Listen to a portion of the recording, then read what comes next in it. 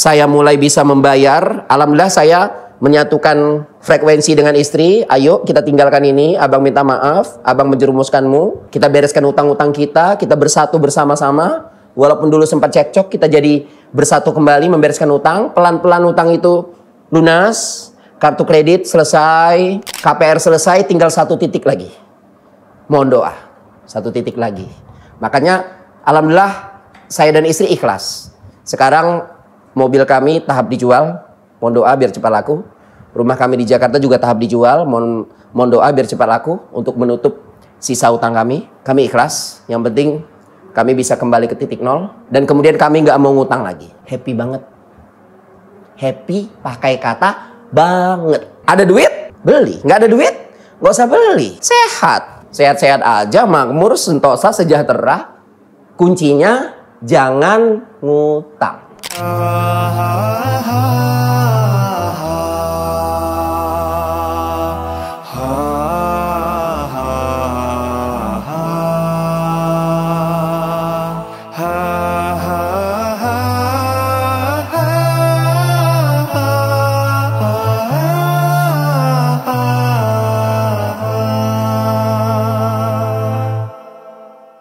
Demikian kalau bahasa saya ditendang sama Allah. Udah niat bertahun-tahun lalu mau keluar seperti tadi saya bilang kan. Nggak keluar juga nih si Mirza. Udah ditendang. Tapi tendangan kasih sayang. Tapi walaupun tendangan kasih sayang kan sakit juga kan. Sakit. Memang pelajaran Allah tuh sakit. Nah sebulan nganggur. Alhamdulillah nggak lama nganggur. 2 bulan lah. Kemudian atas izin Allah saya bisa bekerja.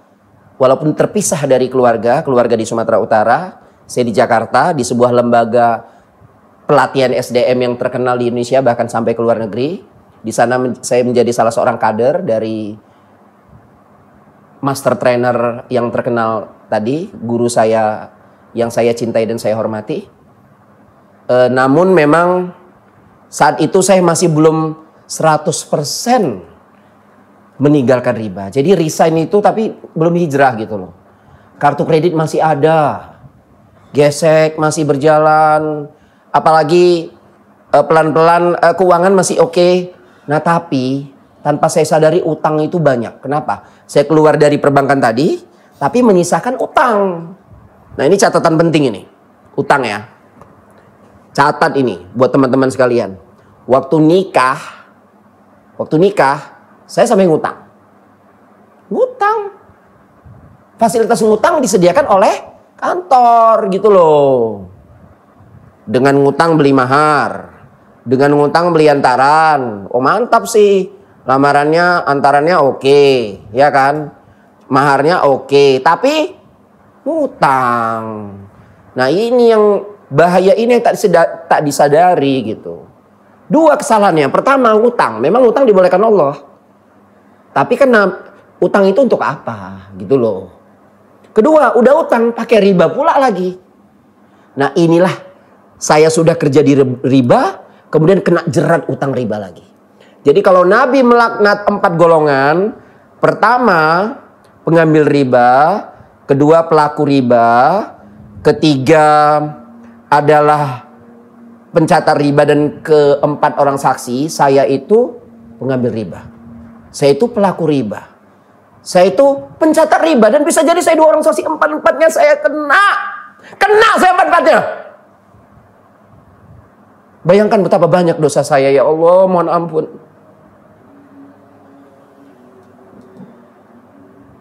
Itulah. Saya keluar dari bank tapi masih riba, kartu kredit. KPR rumah di Ciputat. Bahkan sampai istri saya terperdaya mengambil utang atas namanya juga untuk rumah. Di total lebih kurang sampai 350 juta utang riba saya dan keluarga. Astagfirullahaladzim. Saking saya begitu terlena dengan kartu kredit, sampai uang ini, gaji dan lain-lain itu hilang begitu aja. Kurang uang cash, ditutupi lagi dengan kartu kredit, sampai gesek tunai. Tutup utang dengan utang. Utang riba tutup dengan utang riba, ya Allah. Kehidupan ekonomi yang kelihatan di luar oke gitu loh. Tapi sebenarnya di dalam sangat bobrok, sangat kacau keadaan ekonomi waktu itu. Sangat menyedihkan. Nah, disinilah kemudian setelah kemudian saya keluar, saya berhenti dari pekerjaan di sana, saya kembali ke Medan.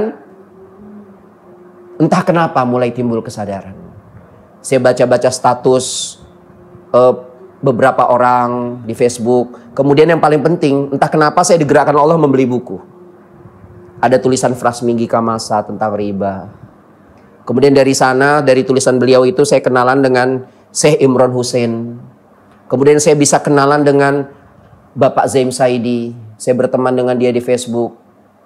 Kemudian entah bagaimana ceritanya dari Bapak Zaim Saidi tadi, saya bertemu dengan komunitasnya di Medan. Ya, kita bilang komunitas dinar dirham lah. Ya.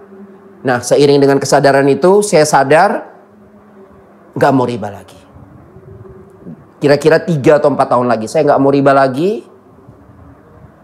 Bahkan kalau perlu jangan utang lagi. Nah, sehingga kemudian kami di sana sempat hidup di rumah orang tua di Jalan Baja. Kemudian kami pindah di sini di Marindal. Alhamdulillah karena kesadaran nggak mau riba lagi, kami bisa beli rumah ini, ya Allah makasih, dengan cash tanpa utang riba. Memang masih utang, tapi nggak utang riba. Kami pinjam dari keluarga. Jadi kami bisa beli rumah ini cash, itulah dia. Udah ada kesadaran, hidayah dari Allah. Bisa beli dengan cash rumah ini, walaupun memang utang, tapi utang keluarga yang kalau kita nggak bayar pun beliau ya biasa-biasa aja gitu ya, nggak apa-apa. Kalau ada duit bayar, kalau nggak ada duit ya nggak bayar, kan gitu ya. Walaupun tetap utang juga kan. Nah, bisa punya mobil juga nggak riba, alhamdulillah. Bisa punya motor, sepeda motor juga nggak riba, alhamdulillah. Alhamdulillah. Tapi tetap ngutang, itu dia. Nah, di kemudian hari, ya saya kan ikut seminar namanya Kembali ke Titik Nol, Mas Sabturi Sugiarto. Saya kenal dengan teman-teman di sana, ada Bang Irwan Saharahab dan lain-lain. Kemudian dari sana berinteraksi. Saya dapat amanah menjadi ketua komunitas Kembali ke Titik Nol, KKTN Pariban, penggiat sedekah dan anti riba Nusantara. Kemudian dari sana saya bisa kenalan juga, selain komunitas dinar dirham, saya mulailah berkenalan dengan komunitas namanya MTR, Masyarakat Tanpa Riba.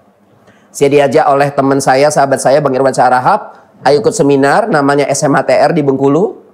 Di situ saya lagi disadarkan Allah.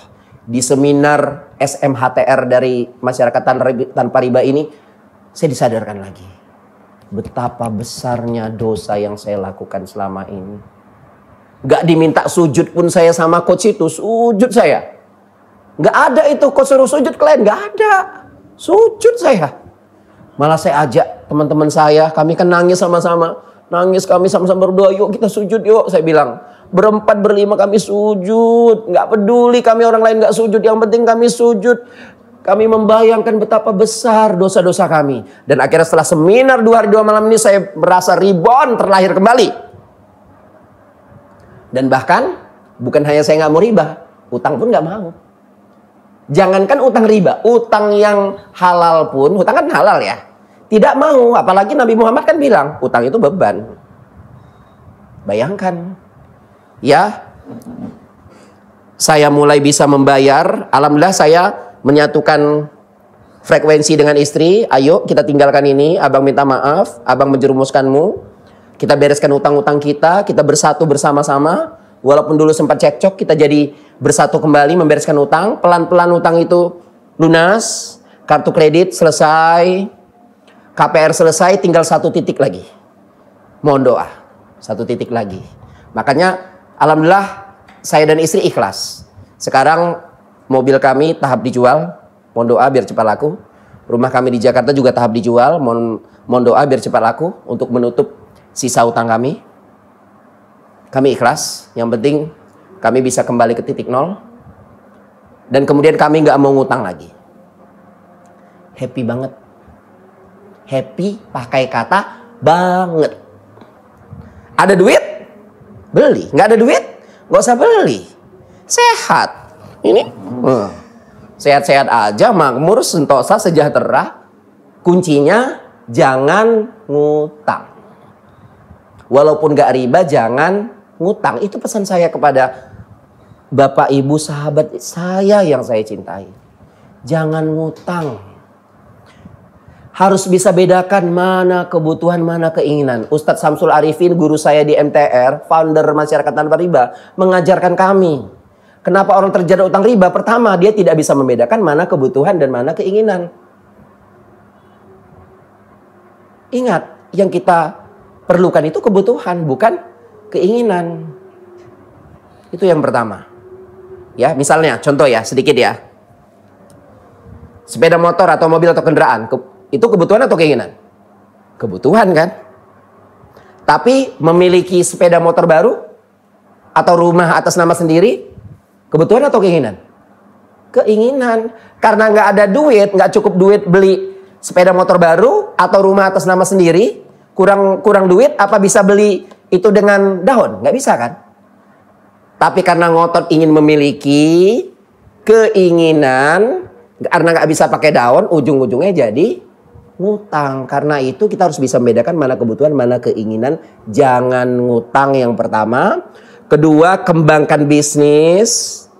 Ingat bahwa wa ahallallahul bai'a wa harramar riba. Allah menghalalkan bisnis, menghalalkan jual beli, dan mengharamkan riba. Itu yang kedua. Yang pertama, jangan ngutang. Kedua, berbisnis sesuai sunnah Nabi. Yang ketiga, Allah menghapuskan riba dan menyuburkan sedekah. Marilah sama-sama saya nasihati diri saya sendiri. Mari kita banyakkan sedekah.